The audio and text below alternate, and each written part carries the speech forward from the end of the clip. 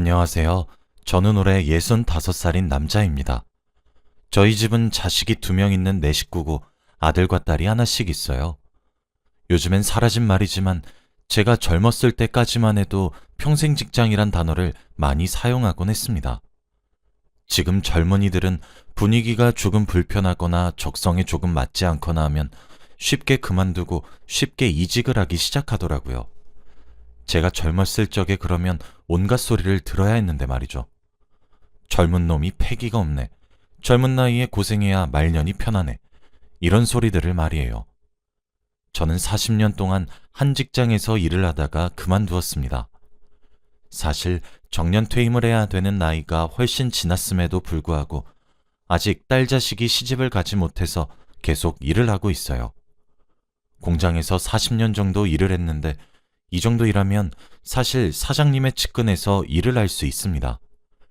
사장님 따라 해외 출장도 제가 옆에서 동행했고 그러면서 신뢰를 두텁게 쌓았어요.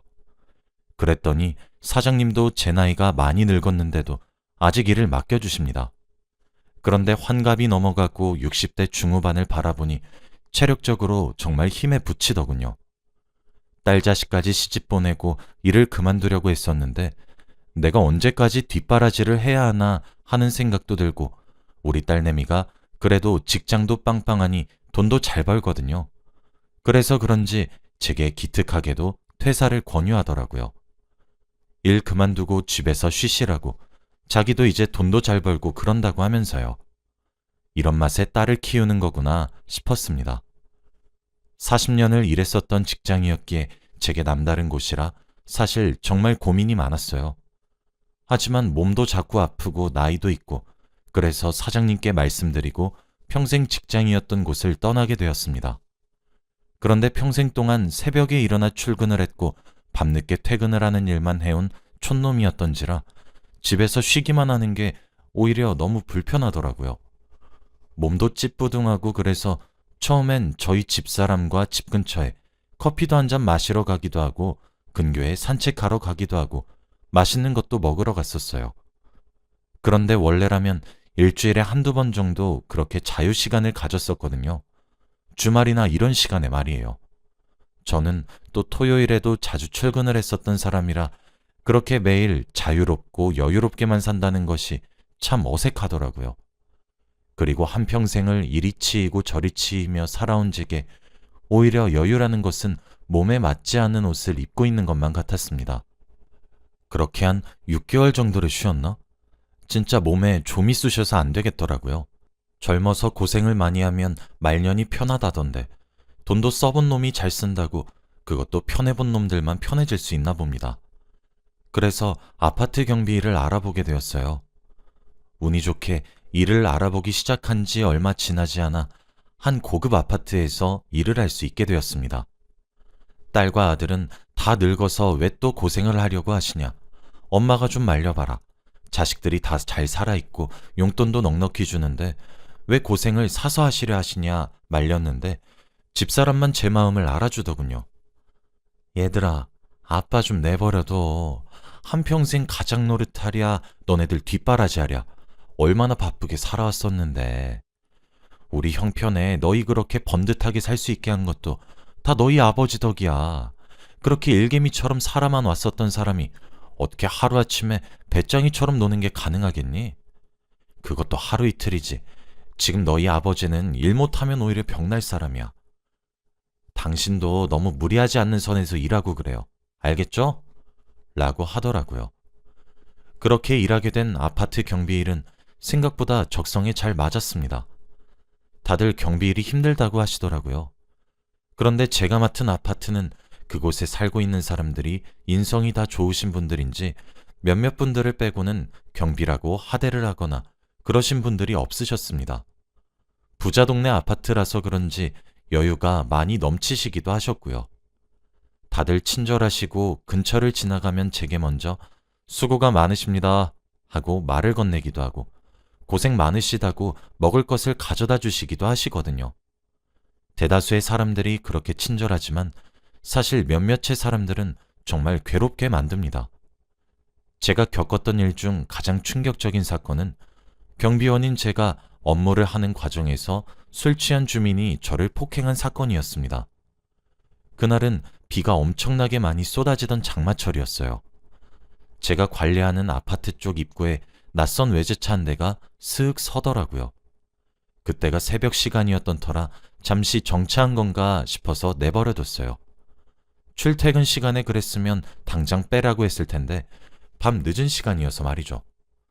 그런데 30분이 다 되어가는 시간 동안 차에서 아무도 내리지도 않고 시동도 끄지 않은 채로 서 있더라고요. 안 되겠다 싶어 우산을 펼쳐들고 그 외제차에 가까이 다가갔습니다. 창문에 썬팅이 얼마나 짙게 되어 있었는지 까맣더라고요. 게다가 비까지 주룩주룩 내리고 있어서 어두컴컴하기까지 하니 안쪽이 하나도 보이지 않았습니다. 똑똑 창문을 두드리니 안쪽에서 희미하게 욕설을 하는 듯한 소리가 들리면서 창문이 조금 열리더라고요. 외제차 안쪽에선 옅은 술 냄새가 나기 시작했습니다. 안쪽엔 여자 하나와 남자 하나가 있었는데 정말 차마 눈 뜨고 못 볼 짓을 하고 있던 중이었어요. 운전을 하고 있었던 남자는 한 50대 정도로 보이는 아저씨였고 술에 잔뜩 취해 있었어요. 조수석에 앉은 여자는 옷매무새를 만지고 있었는데 딱 봐도 딸뻘 정도 되는 나이겠더라고요. 실례합니다. 이곳에 주차하시면 안 되시거든요. 주차금지 구역이라서 차를 빼주셔야 할 것 같습니다. 라고 말을 했어요. 그랬더니 그 남자는 담배 한 대에 불을 붙여 제 얼굴에 연기를 내뿜으며 경비야, 넌 눈이 없냐? 지금 내가 주차를 했어? 잠시 정차한 거잖아, 정차. 네 눈은 장식이야? 라며 싹수 없게 말을 하더군요. 그래서 여기는 주정차 금지 구역이라서 정차도 안 됩니다. 차를 빼주실 수 있겠습니까? 라고 물었어요. 더 공손하게 말해봐. 그럼 내가 고민 좀 해볼게. 하며 낄낄거리면서 웃더라고요. 그 옆에 앉아 있었던 딸뻘되는 여자는 옷매무새를 다 다듬었는지 그 남자의 발에 팔짱을 끼고 고개를 기대며 같이 깔깔거리고 웃었습니다. 저는 지금 차가 서 있는 곳이 저희 동 주차장 입구에서 그렇습니다. 아무리 늦은 시간이라도 차가 단 한 대도 다니지 않진 않아서 비켜주셔야 될 것 같습니다. 입주민들이 불편해하시면 안 되어서요. 이렇게 부탁드리겠습니다. 하고 고개를 꾸벅 숙였지요. 자존심은 상했지만 어쩌겠나요? 술 먹은 놈한테 백날 첫날 말해봤자죠. 그 여자는 깔깔 웃으며 오빠, 나 그냥 집으로 올라갈게. 흥이 깨져서 말이야. 라며 차에서 내릴 채비를 하더군요. 아니 왜 벌써 가? 이렇게 하고 너 혼자 집에 쏠랑 들어가 버리면 이 오빠가 섭섭하지. 하며 자기 딸버린 여자에 붙잡겠다고 질척거리는 모습을 보는데 어찌나 추잡스럽던지. 결국 그 여자는 너무 늦었다고 다음에 다시 보자며 집으로 올라갔고 저도 제자리로 돌아가려고 몸을 돌리려고 했습니다. 그런데 그때 그러더라고요. 야 경비, 아씨 너 때문이잖아. 분위기 죽여주게 좋았는데. 진짜 너 다음부터 내 눈에 띄기만 해. 그때 어디 한번 해보자. 라고 버럭 소리를 지르는 것이 아니겠습니까? 그러고는 제가 신고 있는 신발에 침을 칵 퇴뱉고 차를 운전해서 갔어요. 진짜 얼마나 어이가 없던지 지금 다시 생각해도 기가 막히는 노릇이네요. 그런데 그건 시작에 불과한 일이었습니다. 그 남자는 진짜 저희 동 입주민이긴 했나 보더라고요. 그때부터 제가 근무를 하는 날만 골라서 저를 따라다니며 괴롭히기 시작했어요. 저를 괴롭혔던 방법 중 하나는 불량주차였습니다. 일부러 이중주차에 불량주차까지 하는데 사이드 브레이크까지 걸어놓고 주차를 해서 옴짝달싹 못하게 했습니다. 그렇게 정말 사사건건 사람을 들들 볶아댔는데 정말 사람이 피가 바짝바짝 마르더라고요. 나중에 알고 보니 저보다 띠동갑은 어린 사람이었습니다. 그러던 어느 날이었어요. 불량주차가 또 자기 차 앞에 되어 있었던 문의가 들어왔어요. 저는 당연히 안 되겠지 하고 차를 한번 밀어보려고 시도만 했는데 그날따라 차주인 그 남자가 실수를 한 것인지 차에 브레이크도 풀려 있었고 잘 밀리더라고요. 그렇게 차를 한번 치우게 되었는데 진짜 자기 차에 손댔다고 죽이니 살리니 쌍욕을 하며 정말 이곳에 쓰기 힘들 정도의 욕설을 듣게 되었고 저를 하인이라 부르기 시작하면서 툭툭 치기 시작하더군요. 그 욕설을 시작으로 한 달 정도 지독한 괴롭힘을 당했습니다. 점점 도를 넘어가는 그놈을 보고 진짜 열이 너무 받고 화도 너무 많이 나는데 또 일자리를 생각하면 참아야 하고 그런 아이러니한 상황들이 연속적으로 펼쳐지기 시작했죠. 그쯤 되니 아파트에도 소문이 자자해졌더라고요. 불량주차하는 놈이 있다고 말이에요. 그러던 어느 날 새벽에 순찰을 돌고 있었는데 그때 비 오는 날 만났었던 외제차와 같았고 같은 위치에 서 있었습니다. 그날도 음주운전을 한 모양이더군요. 저는 또 당연히 차를 빼달라 요청하러 다가가야 했어요. 저도 사람인지라 똥이 무서워서 피하는 것이 아니고 더러워서 피하고 싶은데 어쩌겠습니까? 그게 제 업무인 것을요. 그런데 글쎄 제가 창을 똑똑 두드리며 말을 하기 시작하자 차문을 덜컥 열고 밖으로 나오더군요. 그런데 내리는 폼이 심상치 않은 겁니다. 너무 당황해서 정신을 못 차리고 있던 찰나였습니다. 그런데 그때 어떤 사람이 "거기 지금 뭐 하는 겁니까?"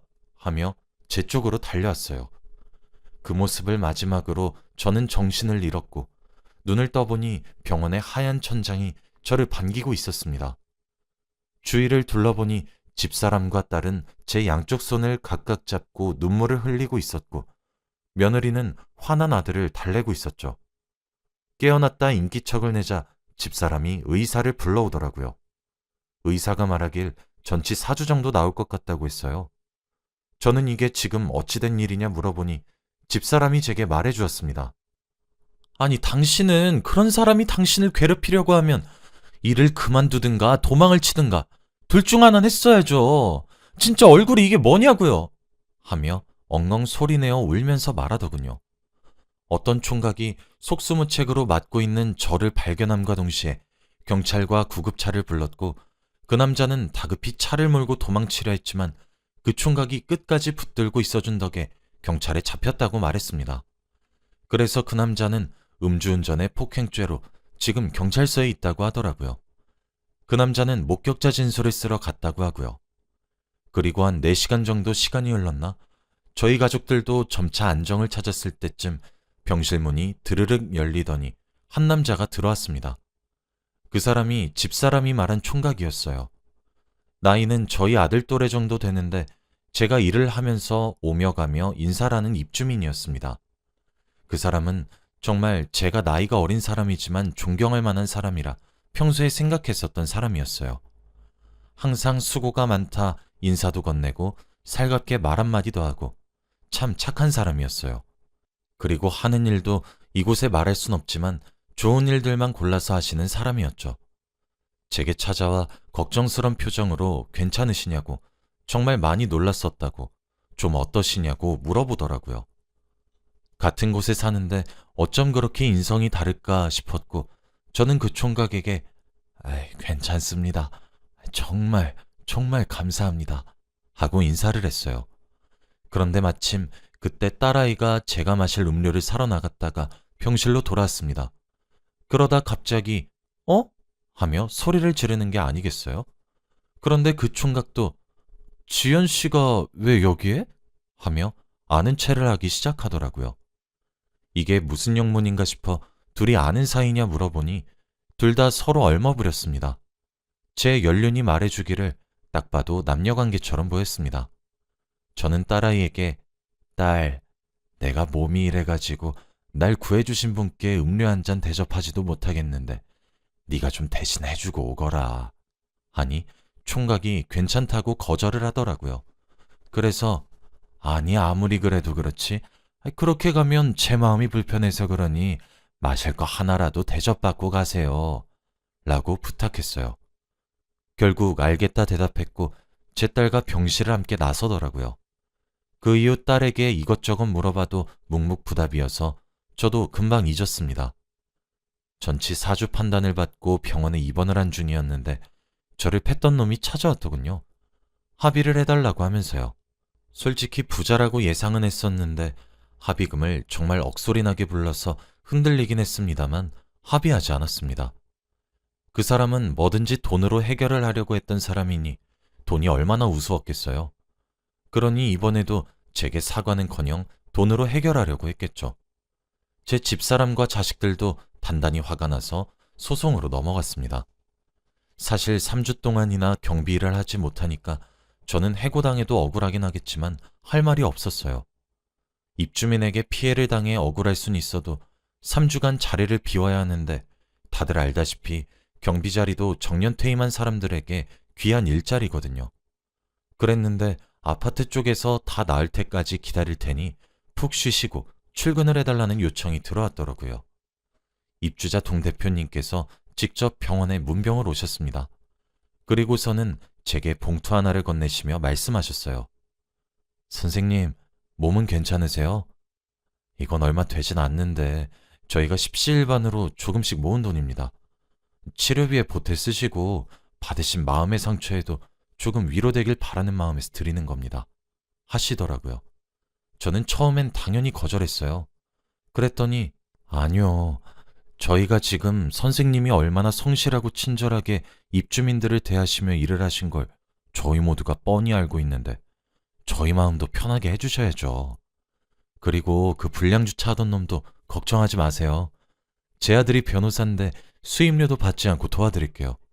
저희도 그놈 때문에 얼마나 고통스러웠는데요. 그런데 괜히 총알바지처럼 경비 선생님께만 피해를 입힌 것 같아 마음이 불편해서 그래요. 하시면서 봉투를 거의 제게 던지다시피 품에 넣고 퇴원하고 뵙겠다 말씀하시며 돌아가시더라고요. 저는 정말 얼떨떨했습니다. 동 대표님께서 말씀하신 대로 정말 변호사를 통해 제게 도움을 주시더라고요. 사실 저희 가족들도 갑갑해하던 찰나였는데 정말 가뭄의 단비 같은 존재처럼 저희에게 큰 도움이 되었습니다. 정신적 충격의 위자료도 꽤 받았거든요. 변호사님을 도와 절 구해준 총각도 저를 많이 도와주었습니다. 절 때렸던 놈은 그 대가로 적절한 처벌을 받게 되었어요. 몸이 다 낫자마자 바로 경비일로 복귀했습니다. 그런데 정말 감동적이었어요. 세상에 경비실에 편지도 있고 쪽지도 붙어 있더라고요. 아저씨 보고 싶어요. 아저씨 화이팅! 이런 글귀들은 어린아이들의 삐뚤빼뚤한 글씨체였고 알고 있었지만 이 정도로 심각한 줄 몰랐어요. 도와드리지 못해 죄송합니다. 항상 웃으면서 인사해 주시고 작은 택배조차 저희에게 직접 가져다 주시고 항상 성실하셨었던 경비 선생님의 빈자리가 너무 큰 것 같아요. 빠른 쾌유를 바랍니다. 이런 편지들도 많이 있었어요. 세상이 아직 참 따뜻하구나. 이런 생각을 가지게 되었다고 해야 하나요? 그리고 경사는 여기에 그치지 않았습니다. 제 연륜의 촉이 딱 맞아 떨어졌더군요. 절 도와준 총각과 제 딸아이는 과거에 약 3년 정도 만났다가 헤어졌던 사이더라고요. 그런데 감정이 식거나 그래서 헤어진 것이 아니고 남자 쪽에서 유학 때문에 멀리 떠나게 되어서 헤어지게 되었다고 합니다. 그런데 그 남자가 살고 있던 곳의 경비가 저였고 절 구한 남자가 바로 딸아이의 전 애인이었던 것이죠. 그때 제가 감사하다는 의미로 커피라도 한 잔 대접하라고 밖으로 내보냈을 때 서로가 서로에게 감정이 조금 남았다는 사실을 알게 되었고 지금은 거기서 좀 더 발전되어 연인 사이가 되어 있더라고요. 저는 제 딸아이가 경비일하는 거를 부끄러워할 줄 알았는데 자랑스럽게 여기고 있고 딸아이의 연인이 된 그 총각 또한 제게 여전히 깍듯하게 대해줍니다. 이것도 제 연륜의 촉이긴 한데 몇 달 있으면 저도 이제 딸아이를 결혼시킬 수 있을 것 같다는 생각이 드네요. 일단 저는 그 총각이 제 마음에 쏙 들거든요.